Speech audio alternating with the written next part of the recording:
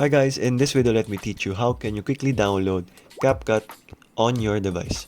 So without further ado, let's get right into it. So if you want to download the CapCut mobile editing app, so it is very easy. Go over to your App Store or Play Store depending on the device you have, and go over until you see CapCut here. Just have to search for CapCut, and there you can now install it.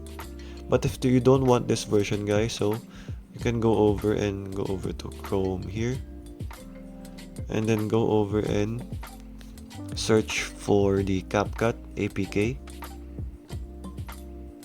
and you can go over to up to down here, the up to down app website, and then go over and scroll down.